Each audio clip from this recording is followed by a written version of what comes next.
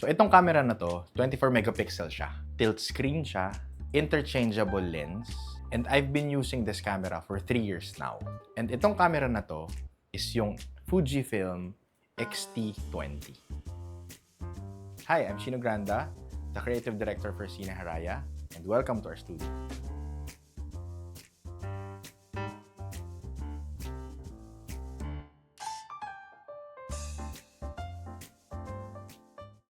So, bakit hindi ko siya papalitan? Number one, yung itsura niya. So, mukha siyang vintage cam na digital. I think yun yung pinaka-selling point ng camera na to is retro look siya. Retro look. And basically, dahil marami siyang film simulations, retro din yung napoproduce ng images. Basically, isa din to sa mga staple cameras ng Cine Haraya hanggang ngayon, 2025. Ba't nga ba kami bumili ng X-T20? Ang workhorse namin before is X-T1. So, more or less, kumuha kami ng X-T20 dahil kailangan namin, yun yung unang-unang reason kung bakit X-T20 yung pinili namin is because kaya niyang mag-live view. Meron siya clean live view. So basically, habang nagsushoot kami, nakikita ko kung ano yung nakikita ng camera, pero nakaharap sa akin. Kasi kung titingnan nyo, ang X-T20 is hindi fully articulating yung screen. So ngayon, hindi ko maihaharap sa akin. And basically, pag nagsushoot kami ng food or product, malayo yung camera. So dahil malayo yung camera, hindi ko nakikita kung ano yung nakikita ng camera. Kaya namin kinuha si X-T20 kasi nag-add ako ng additional screen na mas malapit doon sa setup namin. And then, doon namin tinitingnan kung paano namin piniframe yung mga pagkain or yung mga product na sinushoot namin. So, that's the number one reason kung bakit kami kumuha ng X-T20. So, another point ng X-T20, bakit hindi iba na lang? Hindi X-T2, X-T3, X-T4, or any camera na nandyan, no? So basically, gusto talaga namin yung Fuji. So number one, napoproduce niya yung Fuji colors na kailangan namin for Cine Haraya. Number two, yung price point niya. Price point nito is, kung hindi ako nagkakamali, is around 22,000 hanggang 27,000.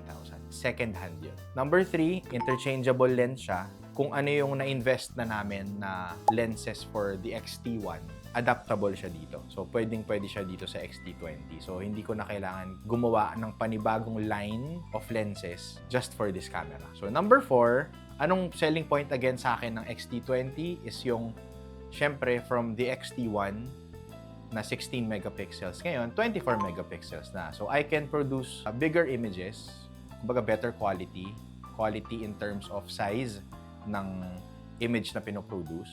Noong X-T1, I think nakakapag-produce na ako ng billboard. But with this one, I think makakapag-produce ako ng more. X-T20 is X-Trans 3 na sensor. So, mas bago siya than the X-T1. So, again, siguro dahil yung technology nag-upgrade. So, it is better kesa dun sa X-T1 namin. So, ngayon, si X-T1 naman, hindi pa rin namin siya makakalimutan or hindi pa rin namin siya iniiwan pag may shoot. So, lagi siyang kasama.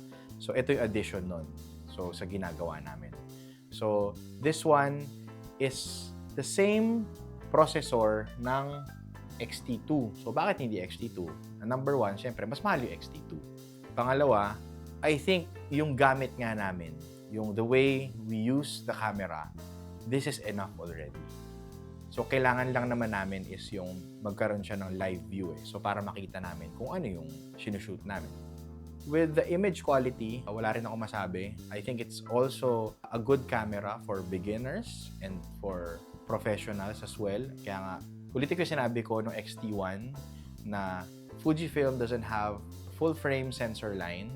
So, basically, from crop sensor, tumalon siya agad to medium format. Again, for me, halos pare-parehas lang kasi everything naman is crop sensor Unless tumalon ka dun sa GFX line. This can produce the images again na kailangan ng Cine Haraya. Now, mainly, we use it for video for Success Stories HQ. Hindi siya nagfe-fail sa video. Ang only wishlist ko dito for X-T20 is yung record time niya. So, yung record time niya is around 10 minutes only. Yun lang. And medyo mabilis siya mag-overheat. X-T20, okay siya for definitely number one for photos. Napakaganda ng kulay. All film simulations na meron ang Fuji X-Trans 3, pababa, lahat meron siya. Yung mga pinakabago ngayon, syempre wala. Kasi bago nga yun. X-T20 is a 2017 camera. So ngayon, kumbaga, bibitawan na ba namin siya? Okay pa ba siya sa 2025? For me, okay pa rin siya. Hindi ko siya bibitawan. Hindi ko siya ibebenta or hindi ko siya basically bibitawan. Dahil bakit? Kahit na nag-overheat siya, kahit na ang record time niya is around 10 minutes only. Sobrang ganda niya for inserts. So, ginagamit siya basically ni Teng for shooting inserts. And basically, hindi inserts lang everything. Maganda siyang second cam ng XH2. Kasi yung XH2 naman, kaya niyang mag-produce din ng 4K up to 8K. Pero lahat kami naka-line kami ngayon to 4K 24. So, yun lang. So, this can produce 4K 24, same as XH2. So, pag in-edit namin siya, inline siya. Sakto yung mga values niya. So, ito yung mga images na nagagawa nitong XT20. Hindi porket nasa semi-entry level siya is hindi siya okay for professional work. Sobrang okay ng XT20 for the images and the videos na ginagawa ng Cine Haraya and Success Stories HQ. So, this image is from Butuan again. This is Cafe Heron. So, yung Cafe Heron is a new restaurant sa Butuan noong 2024. And then, kami yung kinuha nila as a food photographer for their initial images of their menu. Kung makikita nyo dyan, very sharp, very good yung color. Ang term namin is malagkit.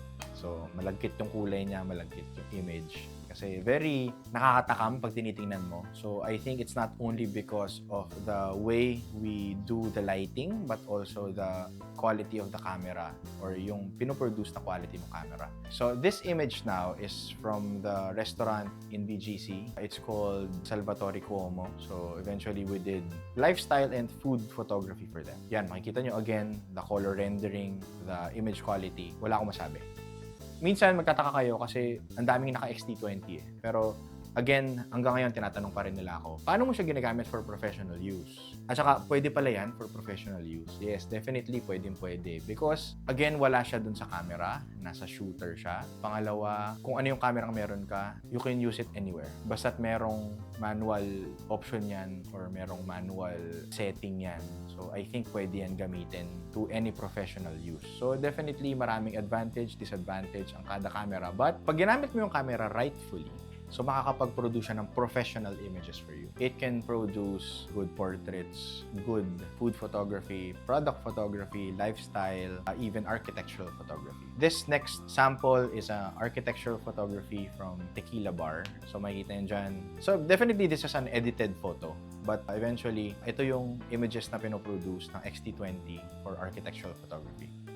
Yun, again, yung XT20, nandito yung drive options niya, nandito. Meron siyang flash, pero definitely, hindi namin siya ginagamit professionally. Yan, may flash siya. So, interchangeable lens, tilt screen. Again, naglalagay kami ng L-grip, battery and SD magkasama. Meron siyang shutter speed dial. Meron siyang exposure compensation dial. Meron siyang front scroll, back scroll. Maayos pa rin yung rubber niya. So, 2017, okay pa rin. Ito lang, dinikit ko lang to. So, yun. So, ito, nag-fail na to. So, dinikit lang namin. Yun, may mga micro HDMI yata to. And meron siyang mic and remote port. Wala siyang earphones na port. So, eventually, kung gamitin ito for video and then dito nakalagay yung audio, mahirapan kayo. Kasi ginawa na namin siya ng paraan before. We tried the split ports, hindi siya nag-work. So, kung video-centric yung contents nyo or yung gusto nyong gawin, okay to for shooting, but hindi siya okay masyado kung lalagay nyo audio dito. So, what we use for audio is H1N and doon nakapasok yung halilan. Wala siyang weather sealing, bahala ka kung saan mo gusto dalhin. Diba? Kung pasukan ng tubig, okay, Mark Tiang ulit pagawa nyo na lang. Pero magagawa naman So, eventually, okay pa rin siguro, no? Pero, again, wala siyang weather sealing. So, may possibility na mag-moist yung loob niya. Lalo na kung hindi ka naka-weather sealed na lens. Again, 2025 XT20, recommended for everything. Kasi kasama siya sa line of camera equipments na ginagamit namin for Cine Haraya. And it doesn't fail the quality na kailangan namin. So if you'd like to see more of these contents, Fujifilm, reviews, unboxing, and basically camera works, please like and subscribe.